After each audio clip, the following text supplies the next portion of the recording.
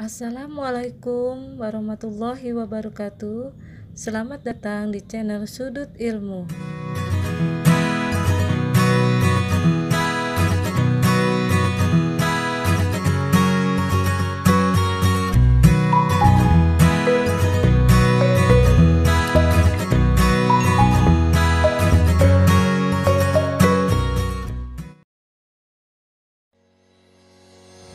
Pada video kali ini, saya ingin berbagi materi mata pelajaran PPKN kelas 8 bab 2, yaitu menumbuhkan kesadaran terhadap Undang-Undang Dasar Negara Republik Indonesia tahun 1945. Yang pertama, kita bahas dulu tentang kedudukan pembukaan Undang-Undang Dasar Negara Republik Indonesia tahun 1945. Sebelum lebih lanjut menjelaskan tentang materi tersebut, silahkan kalian baca dulu isi dari pembukaan Undang-Undang Dasar Negara Republik Indonesia tahun 1945. Sebagai warga negara yang baik, kita harus hafal isi dari pembukaan ini. Silahkan dibaca dan disimak isi dari pembukaan tersebut.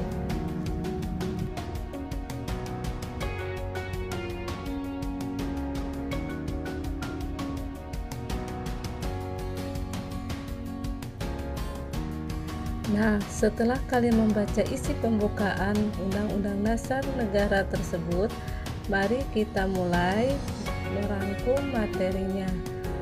Undang-Undang Dasar merupakan sebagai hukum dasar yang tertulis, dan adapun hukum dasar yang tidak tertulis sering disebut konvensi. Pembukaan merupakan bagian yang tidak terpisahkan dari Undang-Undang Dasar Negara Republik Indonesia tahun 1945. Urutan Undang-Undang Dasar 1945 sebelum perubahan atau amandemen adalah sebagai berikut. Yang pertama, pembukaan. Yang kedua, batang tubuh atau pasal-pasal. Yang ketiga, penjelasan. Dan setelah perubahan amandemen menjadi sebagai berikut. 1. Pembukaan. 2. Pasal-pasal.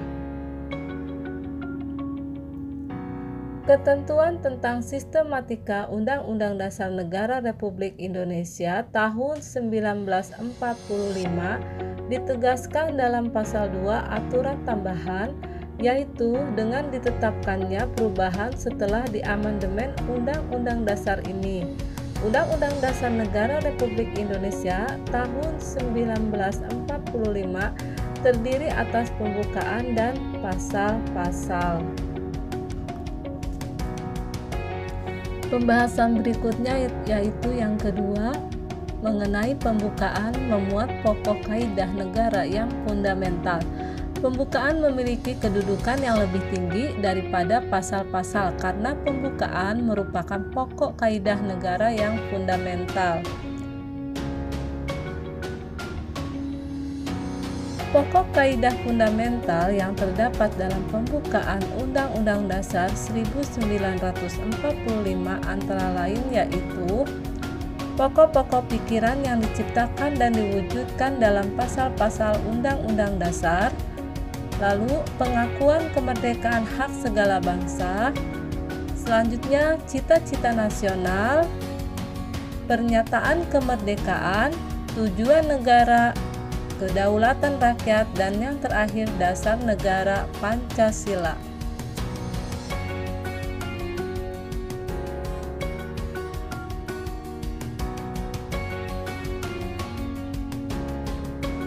Ketiga, makna alinea dalam pembukaan. Setiap alinea dalam pembukaan memiliki makna tersendiri. Kita akan bahas satu persatu ya. Alinea pertama. Pada alinea pertama menunjukkan keteguhan dan tekad bangsa Indonesia untuk menegakkan kemerdekaan dan menentang penjajah. Pernyataan ini tidak hanya tekad bangsa untuk merdeka, tetapi juga berdiri di barisan paling depan untuk menghapus penjajahan di muka bumi.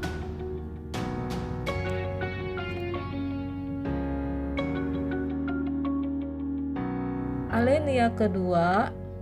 Pada alinea kedua menunjukkan ketepatan dan ketajaman penilaian bangsa Indonesia. Beberapa hal yang tercantum dalam alinea kedua adalah: 1. Bahwa perjuangan bangsa Indonesia telah mencapai tingkat yang menentukan. Yang kedua, bahwa momentum yang telah dicapai harus dimanfaatkan untuk menyatakan kemerdekaan. Yang ketiga, kemerdekaan harus diisi dengan mewujudkan negara Indonesia yang merdeka, bersatu, berdaulat, adil, dan makmur. Alinea ketiga. Pada alinea ketiga memuat bahwa kemerdekaan didorong oleh motivasi spiritual, yaitu kemerdekaan yang dicapai oleh bangsa Indonesia merupakan berkat rahmat Allah yang Maha Kuasa. Tanpa ada bantuan Allah, maka Indonesia tidak akan pernah merdeka. Alinea keempat. Pada alinea keempat memuat prinsip-prinsip negara Indonesia, yaitu: yang pertama, tujuan negara akan diwujudkan oleh pemerintah negara.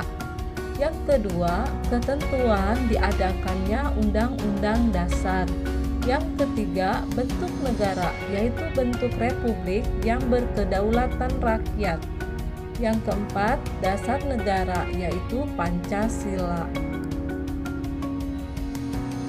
Demikianlah rangkuman pembahasan materi PPKN bab 2 sesi pertama tentang kedudukan pembukaan Undang-Undang Dasar Negara Republik Indonesia tahun 1945. Semoga bisa bermanfaat bagi kalian yang membutuhkan materi ini. Jangan lupa like, komen, dan subscribe channel Sudut Ilmu. Wassalamualaikum warahmatullahi wabarakatuh.